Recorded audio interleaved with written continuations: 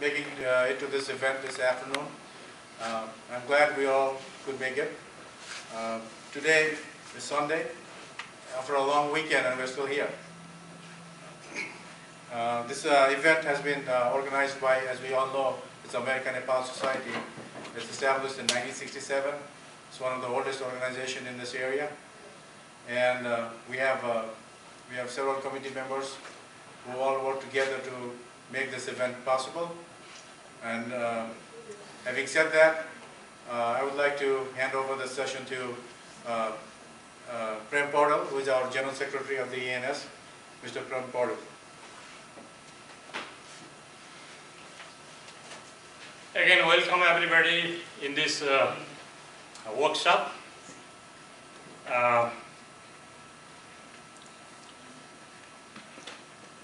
We have three speakers today. I want to introduce you our speakers. One of the speakers is Aida Farhani, and she is attorney at law, and she will talk about on different topics on immigration. And the next speaker is Mr. Hari Sharma, CPA, a senior community member and chairman of Loudoun County Democratic Community. And then we will talk about Obamacare, Social Security, and identifying lost property. And the third speaker is Mr. Rajan Adhikari, and he will talk on preparing for filing tax and other important topics. Without delay, let me introduce our first speaker, Aida Farhani.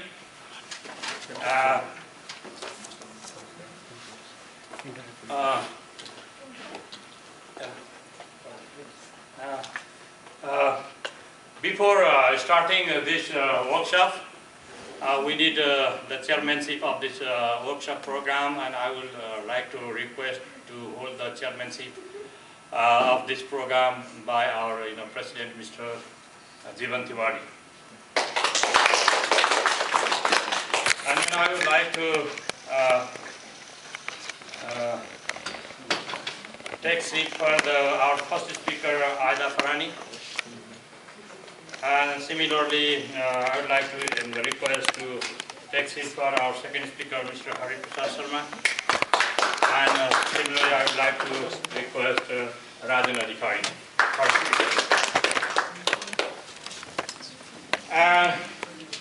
I'm going to introduce our first speaker. Attorney Aida Farhani is licensed to practice law in Virginia. Prior to joining our team in January 2013, she interned at private law firms, Arlington Circuit Court and Executive Office of Immigration Review, Department of Justice, gaining experience in variety fields of law such as immigration and family law. Ms. Farhani received her bachelor's degree in government and international politics with business minor from George Mason University in 2009, and her Juris Doctorate degree from the George Mason University School of Law in 2013. Ms. Aida, please.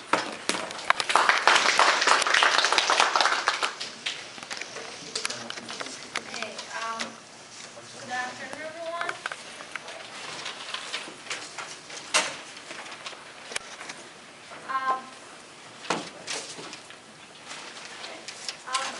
First, before I start, I want to thank the American Nepali Society for having me here. I believe this is a very great thing that they are doing for the community that they have, trying to inform their members of the community with the new laws, tax laws, and immigration. I will start briefly about introducing myself and immigration law, and the topic that I chose for today is President Obama's immigration executive action that was passed recently, just 10 days ago. And there has been a lot of questions, confusion what the law is, and a lot of people are asking me, actually calling our office, asking how the new law is going to affect them. And so that's why I chose this as my main topic today. And immigration is a very, very, very wide range of topics. It covers from people who come here to the United States with a tourist visa, those who come here on a student visa, those who come here and work under work visa, like H-1B, L-1B, L-1A, or they're here as a diplomat. At the same time, we have people who come to the United States and get green card. They are called immigrants. They get green cards through family base, like brothers, sisters, or through their parents, children. They apply for them. We have people who come to the United States who basically, they get their green card through their employment. They have some kind of employer who sponsors for them. And also we have who come here tonight as asylees or refugees. So, and at the same time we have the issue of deportation, admissibility. So it's very, very, very wide range of topics. And President Obama's and his administration, they try to, with their new immigration reform, they try to basically cover different aspects of immigration, not just concentrate on Hispanics, not just concentrate on professionals, so they try to make it happen. And as the Democratic New Jersey Congressman Donald Payne said that for the sake of our security, for the sake of our economy, and for the sake of our future, we cannot afford to rely on a dysfunctional immigration system any longer.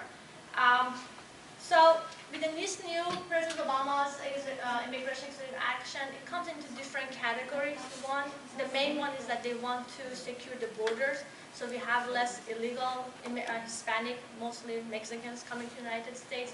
But I'm going to cover the 5 main subjects of this President Obama's executive action. And the first one is called, the first one, the Deferred Action for Childhood Arrival, is DACA. Some of you guys may have heard about this law before. It was adopted originally back, I believe it was 2012, that they tried to give work authorization to the people who came to the United States before the age of 16 and have been present since 2010. Previously, there was an age limit that you had to be born after 1981 and you had to be present from 2007, I believe June 15, 2007. But now, the new law that President Obama passed just 10 days ago on November 20, 2014, they removed the age limit. So if the person, illegal immigrant, had been to the United States before the age of 16 and had been present since 2010, January 1st, that person can apply for DACA. It's not a pathway to the citizenship, it's not a green card, it's just a work authorization basically. So the person can work in the United States legally, pay taxes, most importantly, for 3 years. And they said this new law can be effective approximately 90 days from November 20th, 2014. So people can apply for this from end of February, hopefully. This category is going to be mostly effective for the Hispanics, or mostly 50, they said 55% Mexican. So, but this is the area that they decided to adopt. And the next category of President Obama's executive action, thank you, is deferred action for parental accountability. This has been, I'm sure if you guys have read news or watched news, this has been the one that has caused a lot of discussions on the news. And this is a new law that has been adopted on November 20th, 2014. By this new section of the executive order, the parents of the United States citizens, or if the child has a green card, is a lawful permanent resident, if the child is born on or before November 20th, 2014, the parent, if it's unlawful in the United States and has been in the United States since January 1st, 2010, can apply for the DACA. That doesn't mean the person is going to get green card right away. There's no green card. It's not a pathway to the citizenship. It's just the person, the parent, can apply for work authorization. Keep that in mind. The child has to be born on or before November 20, 2014. So if the child is born on November 21st, the parents are not eligible for this new program. And one other thing that needs to be considered is here that the parent had to be resident in the United States since January 1st, 2010. One unclear thing about this as of now, but they said undocumented parents. They didn't say if the parent from the point that was in the United States illegally came to the United States and has been without any documents from day one, or if the parent had some kind of a status, like a H-1B or tourist visa, and later the visa expired and became undocumented. So they didn't say if it's going to be either or, so our understanding is it's going to cover both categories of parents. And they said it's going to be effective approximately 108 days from the date of executive order, which was November 20th, 2014. So approximately from end of May, parents can apply for that. And this is a topic that has caused a lot of controversy in the news and media, because they are saying people are going to apply for this Social Security number, they pay their taxes, but at the same time they can get some federal benefits. But it's good they end up at least working legally here and pay some taxes, but it's for the people who have their children born on or before November 20th. So this is very something that needs to really consider. So it's not if anyone has a kids today, they're going to be eligible for that. That's why they put a limit. What happens after 3 years? Well, they can ask for renewal if the law stays the same. So they haven't, they didn't say they're going to keep it this way. But as of now, President Obama said they can ask for renewal after 3 years. And also, for that, they check your background check. They make sure you don't have, like the person, the parent, or even the child doesn't have any like a criminal backgrounds, like crimes and anything. So, and all with that, they put that this category number 1 and category number 2 to deal with the issue of having undocumented people here in the United States. They said they're going to put the eligibility for renewal after 3 years. So that's what it is as of now. Hopefully it's going to stay the way it is. The third category of President Obama's immigration executive action is the waiver provision. This is a very detailed section of the law, immigration law, which is very detailed and more specific case by case. So I cannot just cover it in 30 minutes with a complete presentation. So I'm just going to make it very briefly. Basically, based on the immigration law of the United States, if the person is in the United States for more than 180 days, 6 months, illegally, without any document, let's say they come with a tourist visa, this day the visa expires, or somehow they come to the United States illegally and stay here for more than 180 days, and they want to adjust their status. They're from a student visa which was expired to they get married, or they have a parent who is going to file for them I-130. That person is considered inadmissible. Basically, that means even though if the visa is available, the petition gets approved, that person is not eligible for that visa because they stayed in the United States for more than 180 days. Previously, before this new regulation, spouses of United citizens could file for waiver if they could prove that there is extreme hardship for them. So they could just say, I was in the United States for more than 160 days illegally. Now I want to adjust my status. I have a U.S. citizen spouse, and I have extreme hardship to go back to my country, let's say Iran or Nepal. So that was the previous law. Based on the new order that President Obama ordered, they are now including sons and daughters of U.S. citizens and the spouse, sons and daughters of green card holders. So let's say if someone is here on the student visa, they finish their studies and they don't go back. The visa expires. And they are here in the United States for 9 months. At the same time, they have a parent here who files for them I-130. The visa is available. Technically, before this law, they had to go back. They were deportable and inadmissible. And they had to, depending by the law, they couldn't come back for 1 year, 3 years, or maybe 10 years. But based on this law, they can file for waiver because they are now the sons or daughters of a U.S. citizen. The good thing about it is that mostly a lot of people, if they are here illegally, they can somehow file for the waiver and prove that there's going to be extreme hardship for them. So it's not the whole complication that they have to go back, wait for a few years, and then come back. And also, one other thing that President Obama ordered, which is very good, is that they said they need to define and make it more clear what extreme hardship means. Because right now, if you look at the ILA book, it just says extreme hardship. So yeah, it's a clear understanding. It's mostly discretionary. So when we submit the application, we submit the memos and everything, we have to do our best to prove that person, prove documents, that it's going to be extreme hardship for that person to go back. So President Obama ordered that they need to make that extreme hardship more clear what they mean for that. So make it easier for the people to prove and use this waiver. Also, one other thing, they haven't said when this law is going to be effective. They just said once they issue the guidelines and regulations, people can benefit from this new law. So this is something very good, and for the immigrants who are already in the United States, or if they have sons and daughters, if they're U.S. citizens on green card, if they have a spouse, sons and daughters, that they cannot use for this. The next group of President Obama's executive action, I believe this is a category which is going to affect and more interested for the public here. Because first two, the DACA and DAPA was more interested for the Hispanic community, for the 55, they said 55% of the eligibles are going to be Mexicans.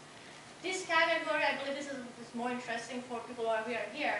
And basically, President Obama ordered United States Citizenship and Immigration Services to cooperate with Department of State and Congress in order to attract more businessmen, investors, inventors to United States and skilled workers, and also basically in order to boost the United States economy. They want more professionals, more skilled workers, more businesses, more money come to United States in order to help to benefit the United States economy.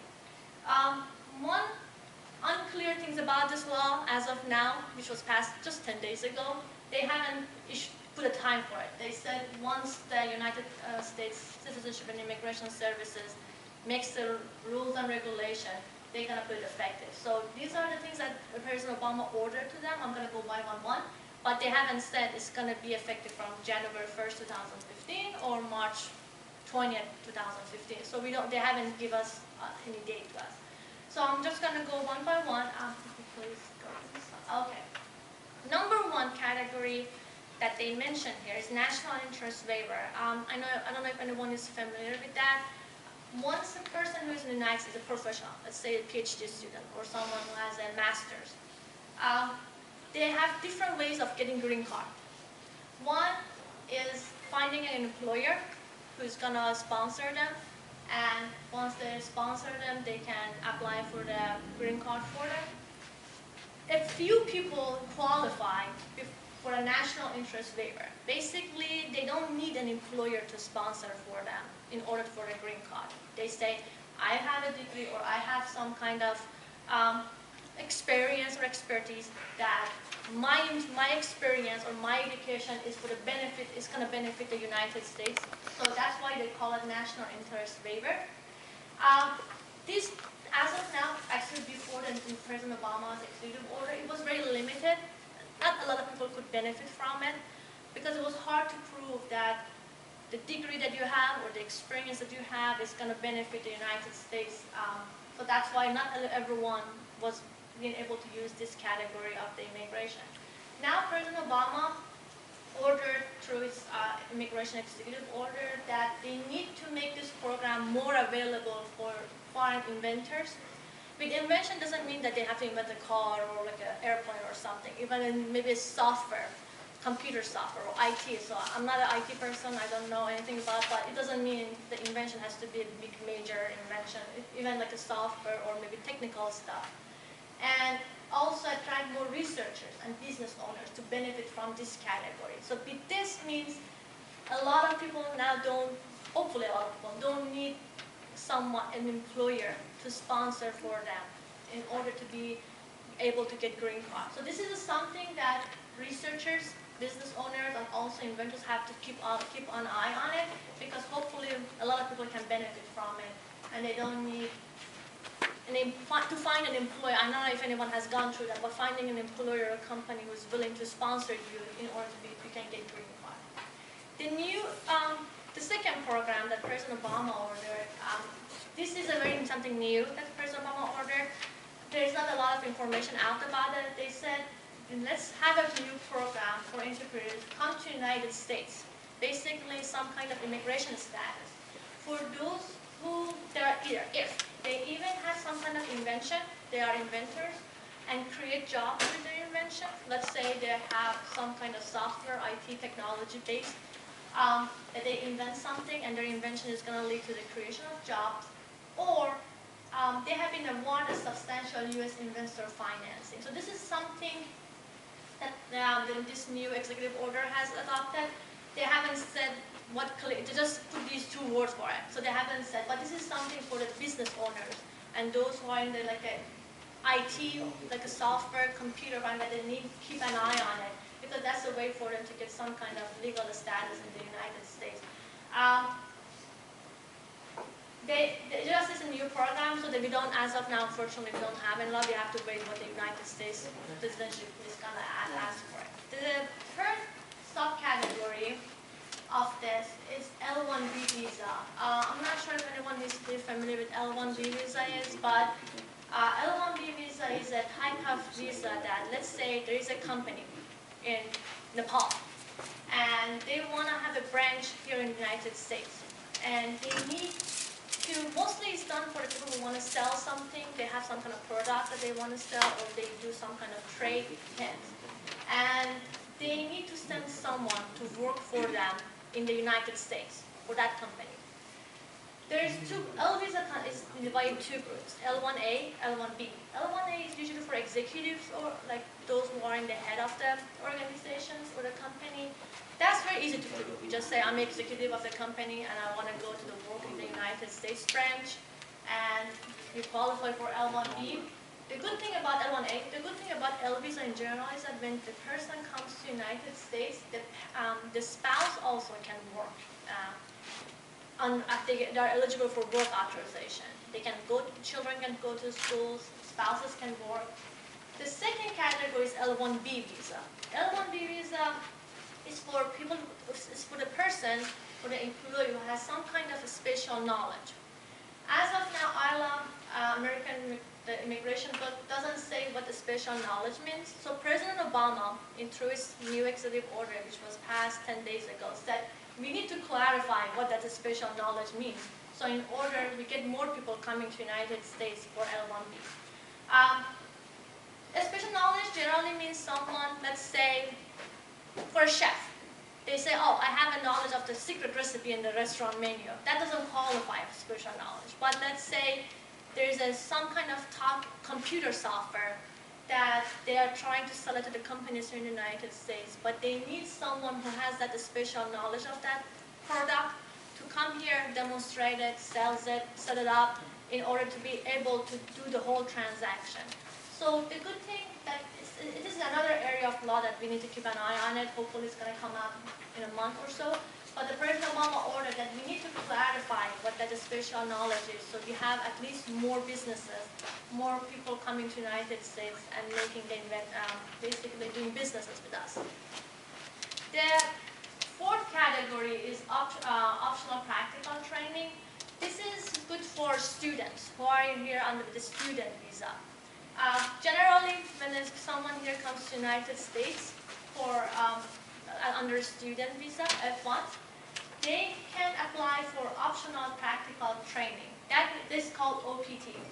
It depends on your major. It's from usually previously before this law, it was from 12 months to 18 months. It depends on what major you were or what level. It was a master, bachelor, or PhD. And you could use that time period, let's say the 12 months or 18 months, while you were a student or while you were after your graduation. So basically, it's a way to use whatever you have learned in school into practice, going to the internship. This is very good for both the student because no matter how much you learn in the schools, at some point you have to learn how to put it into practice. So that's one aspect it's good for the student. Also, another good thing for students is that if they use it up in their graduation, it gives them some time to look for an employer meanwhile who's going to sponsor them, or maybe if they see they can qualify for some other kind of visa. The good thing for the United States is that the person who got education in the United States is going to put it into use for the United States. So that said, President Obama, through his executive action, ordered that we need to expand and extend the duration of this OPT. Right now, they said for some majors, like science majors, like civil engineering, IT, info system, That optional practical training, people can apply for it for up to 24 months. So right now, people can be under OPT for up to two years, which is good. It doesn't have to mean they have to use all 2 years all in once. They can maybe use 3 months of it while they're in school as like a summer internship, and then use the rest of it while they graduated. So this is very good for those who come here for the master's or PhD, and then now they need to find some kind of employer or something to see if they qualify for national labor interest. So this is another good thing that President Obama ordered. We don't know when it's going to be put into action, but they said they're going to announce it once they make everything clear. The fifth category that under this main category is work authorization for spouses H-1B. H-1B is a work visa, and it's for 3 years, and you can apply for renewal. One of the big downside of H-1B visa before this executive action was that the spouses could not work. So let's say a family of 4 people would migrate to the United States, and under H-1B, let's say the husband had the H-1B visa, and the children could go to school, and the wife could go to school, but the wife didn't have any work authorization. So they all had to live under one household income, even there were like 4 of them, or 2 of them, or 3 of them. President Obama takes the action in order to make it easier because for the H-1B visa, they said those people who are in the pathway of the LPR, green card, lawful permanent residence, basically a lot of people are H-1B while they're waiting for the green card visa to become available. So they said those who are in the process of getting a green card, but they have H-1B, they can apply for work authorization. So this is very good. Actually, we have a lot of people from Asia and these Pacific countries that they're in the United States with H-1B, and only one of them, the person who is the main holder of it, can work, and the rest have to basically just go to school or do nothing. So if they're in the path for the green card, they can apply for work authorization, which is going to help them with the economy and also raise their household income. The sixth category of it, please, thank you. Basically, this is what the President Obama ordered. It's very, very, very, very general. It was actually in the text of I read the whole text, and also it was in the website of the United States Citizenship and Immigration Services, that President Obama ordered the United States Citizenship and Immigration Service to work with the Department of the State to develop a method to issue visas when there is sufficient demand for it. That's what it meant. That says, so hopefully all different agencies, Congress, United States Citizenship and Immigration Services, and departments are going to work together. So the whole issue of the visa system is going to work more productively from now on. Because right now, let's say the person is here in the United States, let's say a doctor who's doing medical research for some kind of clinic or hospital.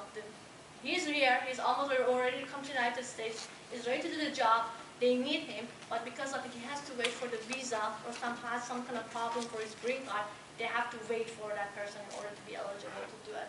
So hopefully, if there is a demand for some kind of category of the group of people, hopefully those different agencies are going to be more cooperative from now on based on this order, so we can have more people coming to the United States, and when the visa is needed, people can benefit from it.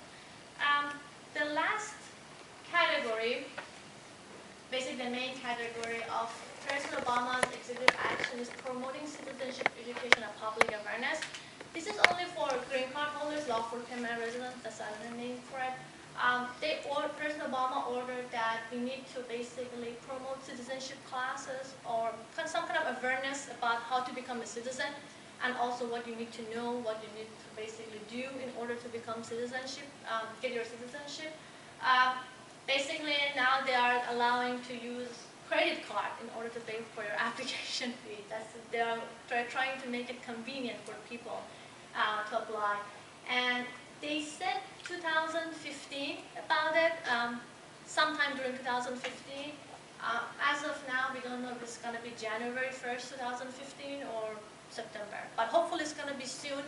And they said if the person needs to become citizen, they want to apply for it, you need to make it easier for them in order to get their citizenship not the classes like English classes, history classes. त्यो रहिरहन्छ भन्ने किसिमको कुरो भएको थियो तर पछि फेरि चाहिँ नि त्यो डेफिसिट किसिमको चाहिँ नि सिचुएसन आयो 8 वर्ष चाहिँ नि बुसको पिरियडमा चाहिँ भने यो दुईटा वारले पनि प्रशस्तै पैसा खाइदियो धेरै कुराहरू चाहिँ नि भए अहिले चाइनासँगको ट्रेडको चाहिँ नि डेफिसिट हेर्नुभयो भनेदेखि 17 ट्रिलियन यो सप्लिमेन्ट्री क्वेसनमा खालि यो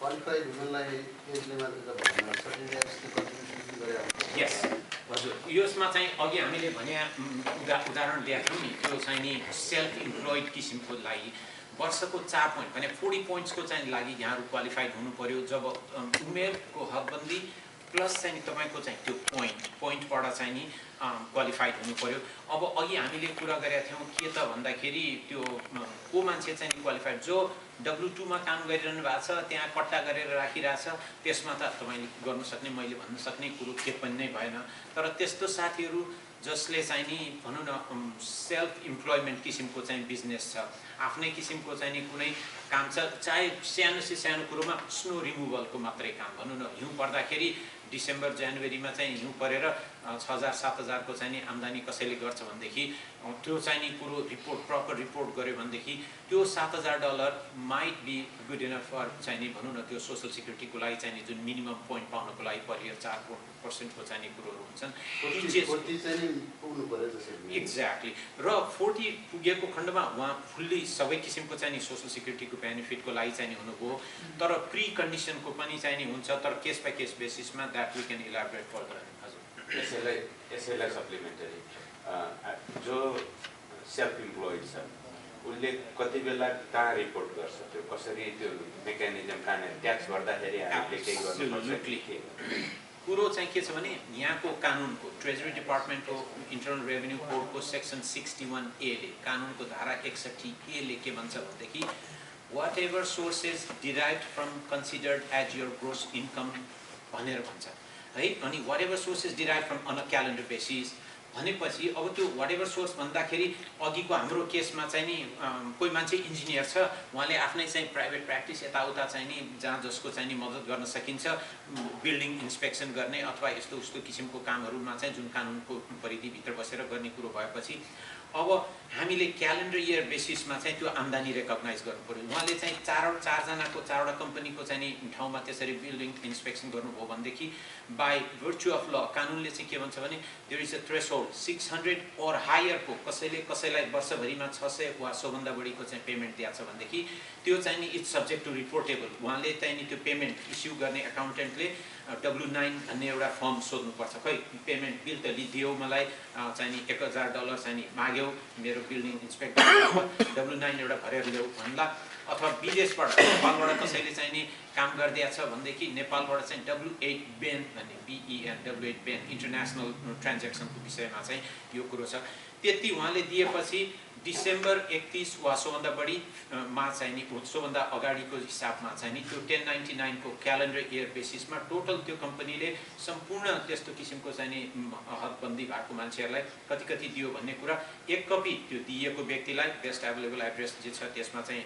रिपोर्ट गर्नु पर्यो अर्को कपी IRS मा पठाइदिनु पर्यो थर्ड कपी चाहिँ त्यो जुन जब दिने मान्छे हो उसले चाहिँ आफ्नो रेकर्डको लागि राख्नु पर्यो त्यसमा कुनै पनि एक चीज मात्रै सोशल सिक्युरिटी नाम त्यस्तो किसिमको गल्ती बारे मिसटाइप रहेछ भनेदेखि सब्जेक्ट टु पेनल्टी $100 पर इन्सिडेन्ट अथवा चाहिँ नि पर 1099 को चाहिँ हिसाबमा हुने भयो त्यसकारणले अब उसले दिने किसिमको कुरोहरू चाहिँ गर्यो यदि 1099 नै नदिने खाले चाहिँ नि रहेछ भने अनि त्यो 1099 लिएर तपाईँले आफ्नो अकाउन्टेन्टलाई देखाउनु भयो उसले चाहिँ 1040 त्यो पर्सनल इन्कम ट्याक्स फाइल गर्ने बेलामा त्यो 1099 को चाहिँ नि स्केड्युल अनुसार कहाँ राख्नुपर्ने त्यो अनुसार राख्ने भयो तर अब त्यस्तो किसिमको व्यक्ति अघि हामीले उदाहरण दिएकोमा चाहिँ जुन ट्याक्सी ड्राइभ गर्नुहुन्छ पिज्जा डेलिभरी गर्नुहुन्छ अथवा यस्तो किसिमको चाहिँ नि अड जबहरू जहाँ चाहिँ त्यो 1099 पनि दिँदैनन् कसैले कति कमायो भन्ने कुरो आफैलाई बाहेक कसैलाई पनि थाहा नहुने हुन्छ भन्दाखेरि त्यो चाहिँ रेकर्ड किपिङ भन्छन् डकुमेन्टेसन र सब्सटेन्सिएसन भन्ने कुरो हुन्छ त्यसकारणले रेकर्ड किपिङमा चाहिँ के गर्नु पर्यो त भन्दाखेरि ती चिजहरूको रेकर्ड कि मैले यो दिनमा काम गरेर यति कमाएँ वर्ष दिनभरिमा चाहिँ यति $5 वा सोभन्दा बढीको चाहिँ नि खर्चको चाहिँ थ्रेसहोल्ड छ भनेदेखि त्यसको चाहिँ नि बिल रिसिट सपोर्ट ओरिजिनलले चाहिँ सब्सटेन्सिएटेड हुनु पर्यो र चाहिँ नि त्यो चिज चाहिँ सब्जेक्ट टु अडिट र चाहिँ नि जुन स्ट्याच्यु अफ लिमिटेसनले दिएको परिधि समयभित्रमा त्यो डकुमेन्टेसनहरू चाहिँ अडिट हुन सक्छ त्यसकारणले I highly encourage you to keep it all the supporting documentation and substantiation with all the support.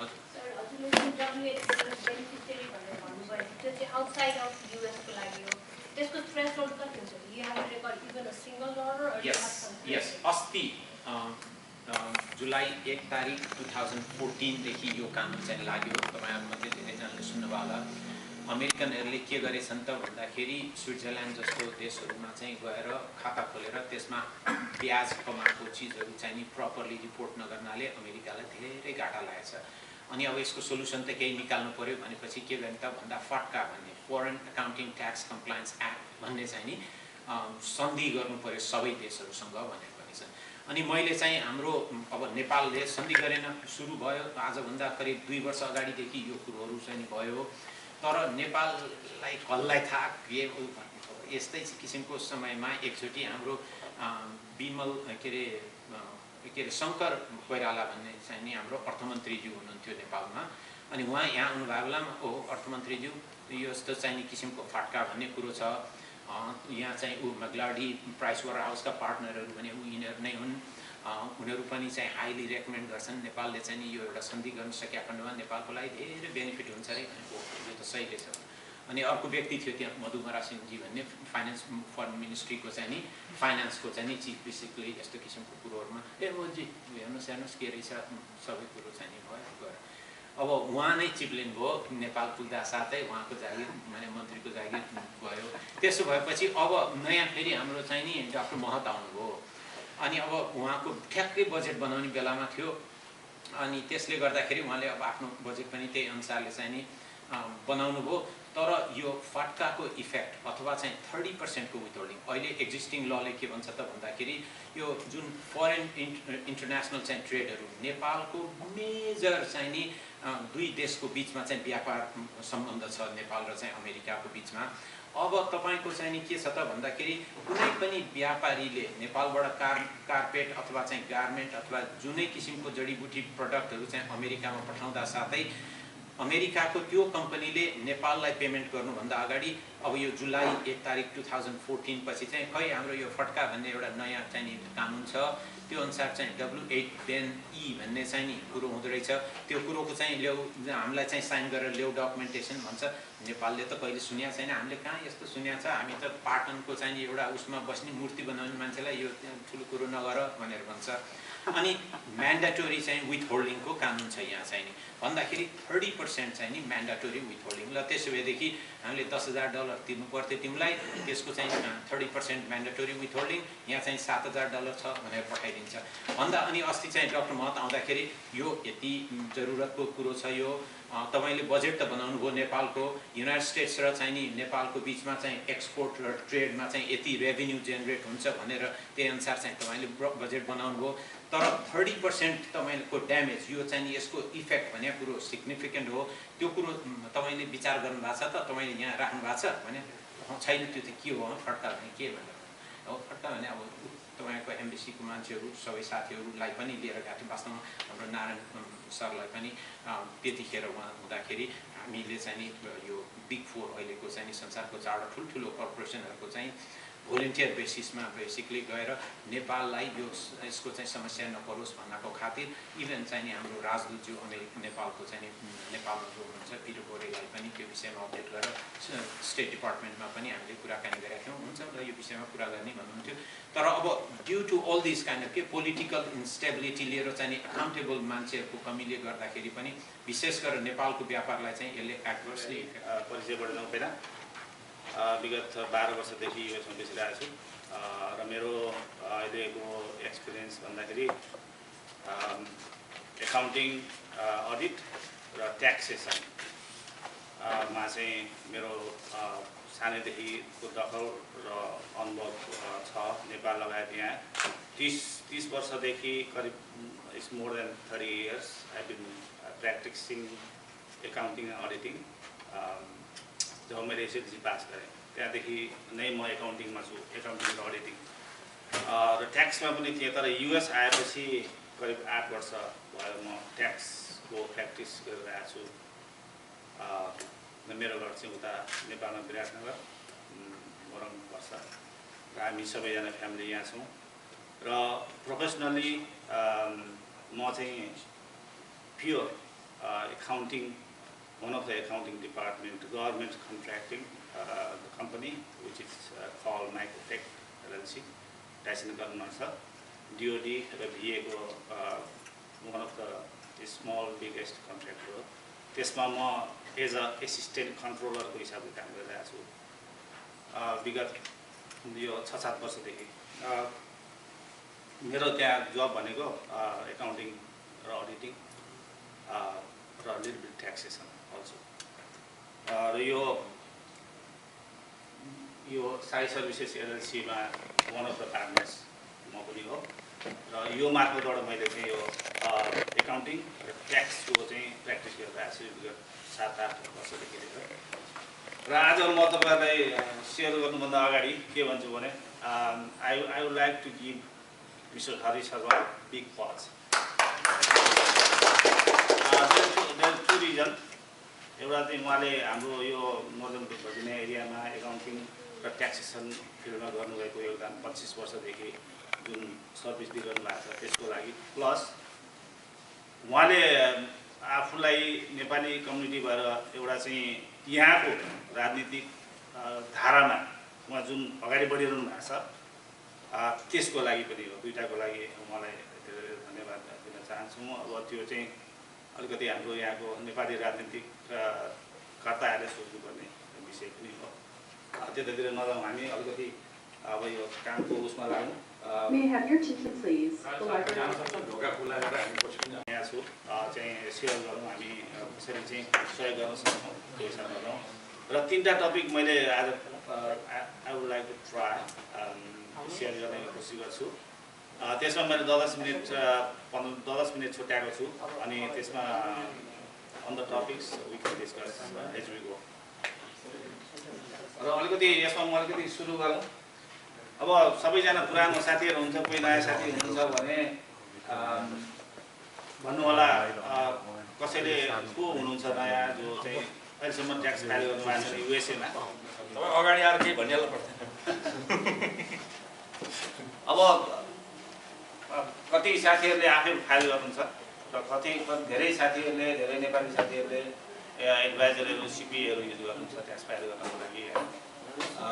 कसरी गर्नुहुन्छ it depends up to you. You can do by your self.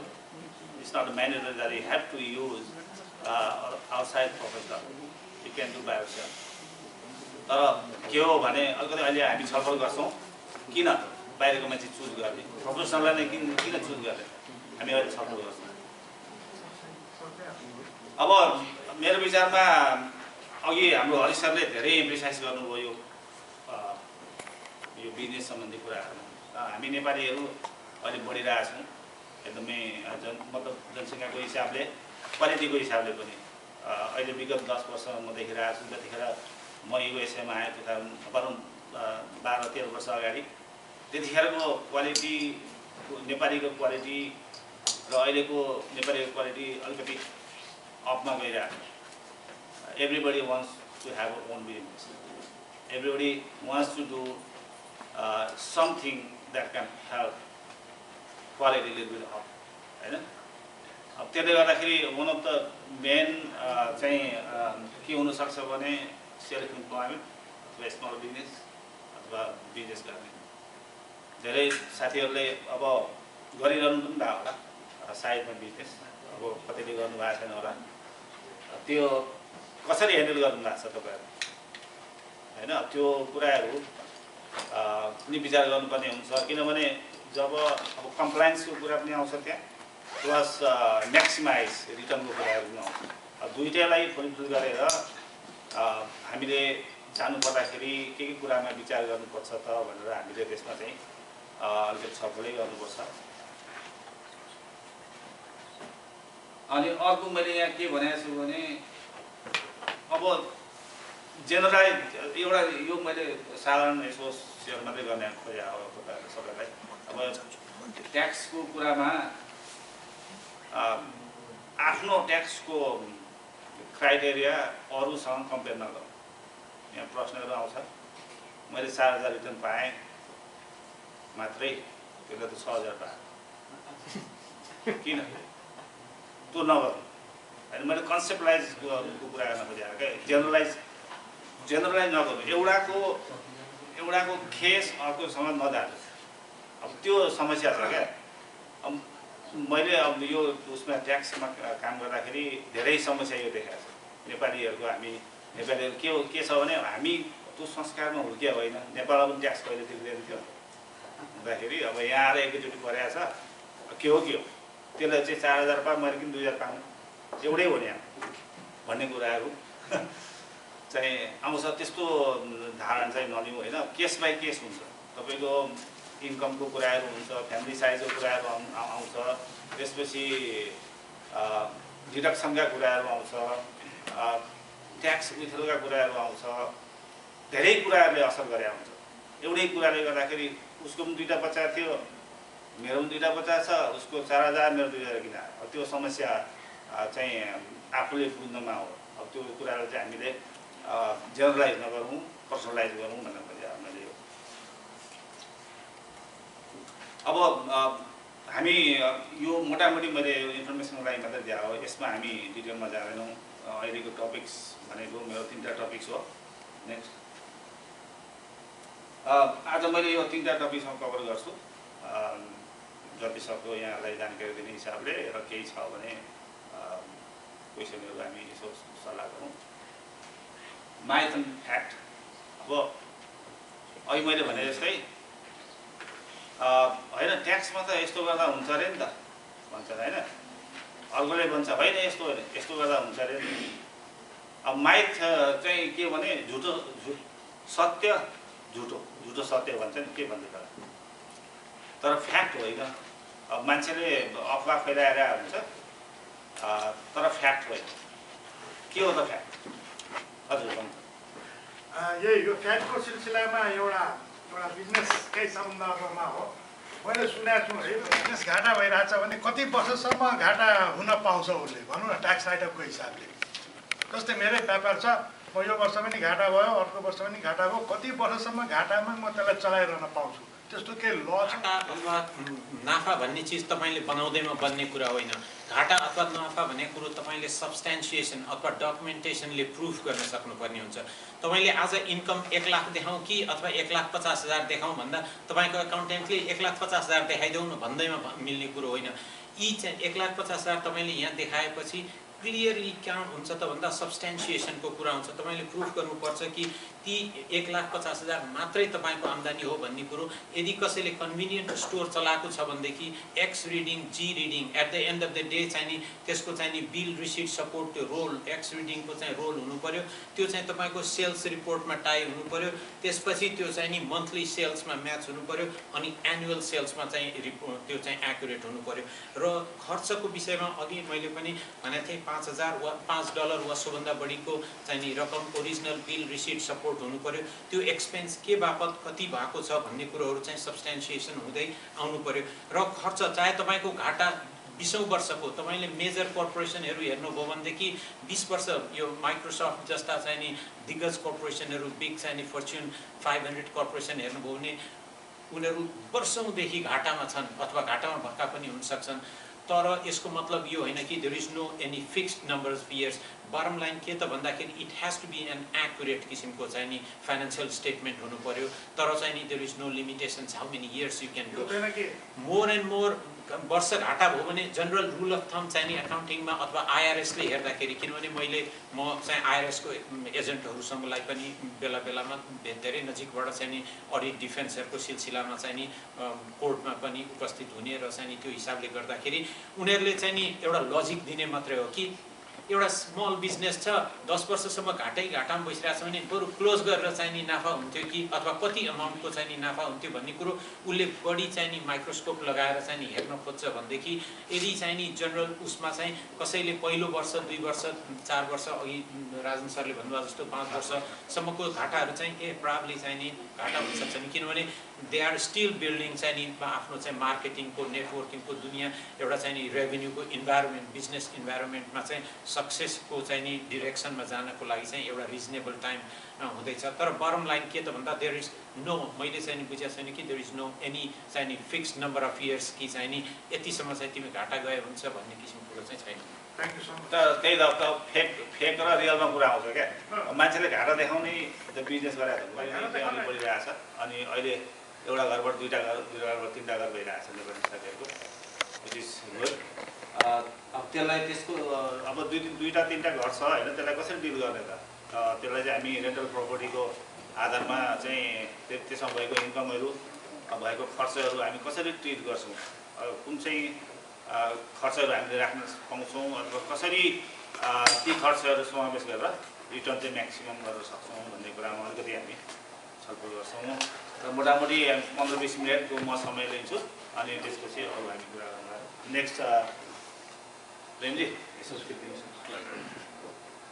हस्, अब यो माइकको कुरामा मैले पोइन्ट बनाएको छु, यसो हेर्दै जाउँ होइन, भोकेन अब आफै कुरा गर्नुहोस् तपाईँ। अब filing tax is voluntary, yes or no? मान्छेले के भन्छ भोलिन्टियर भन्छ क्या, is a mandatory or voluntary? Mandatory. यो रङ हो नि। पार्सियल हुनुपर्छ, 7,000 भन्दा कम भयो। Every citizen has to file tax होइन, सिटिजनको हिसाबले रिगार्डलेस अफ द मतलब इन्कम होइन। तपाईँको अब त्यो आफ्नो ठाउँमा छ, तर भोलिन्टियर हो कि म्यान्डेटरी हो? त्यसमा पनि अर्को कुरो के भने तपाईँको 7,000 भन्दा कम रहेछ एकछिनलाई मानिलिउँ होइन होला। मान्छेले कुरा गर्छन् होइन, हामी त पेट्स पार्दैनौँ, अमेरिकाहरूले पार्छन्, अनि पेट्सको पनि राख्न पाइन्छ भने कुरा सुनिन्छ क्या, तर होइन, यस रङ। The IRS is legally obligated to file a return for you.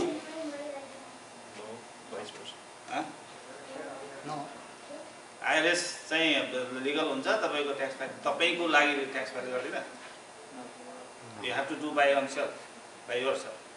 त्यसमा एउटा कुरो मलाई अर्को सानो थप्न मन लाग्यो, बाइ द वे यो चाहिँ समसान्दर्भिक आउँछ है। ल ठिक छ, I'm sorry, I don't need to go होइन। अनि illegal activity is not taxable, right कि wrong? Illegal tax illegal activities गरेर जुन इन्कम हुन्छ नि त्यो चाहिँ ट्याक्सेबल होइन भन्छ क्या, हो कि होइन? मतलब इलिगलबाट कमाएको पैसा ट्याक्सेबल हुन्छ कि हुँदैन? एकदमै हुनै पर्यो। इलिगलै भयो। सबैजना रङ हुन्छ है, सबैजना रङ हुन्छ। इलिगलबाट कमाएको पैसा इट इज करेक्ट र रङ?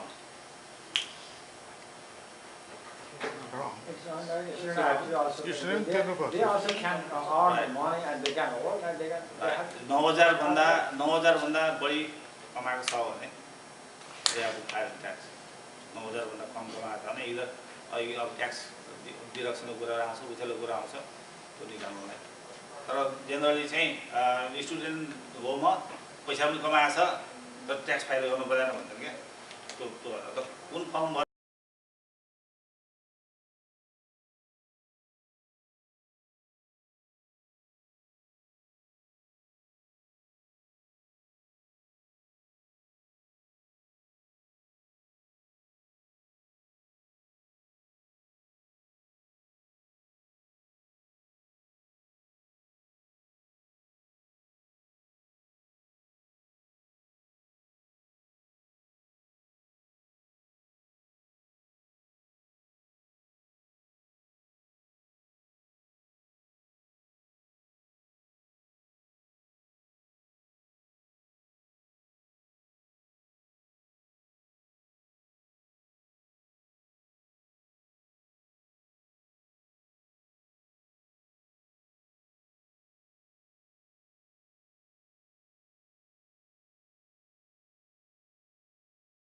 ट्याक्स फाइल गर्ने बेला लास्टमा यो पेपरमा साइन गरेर That's why we have to look every aspect of the numbers behind it.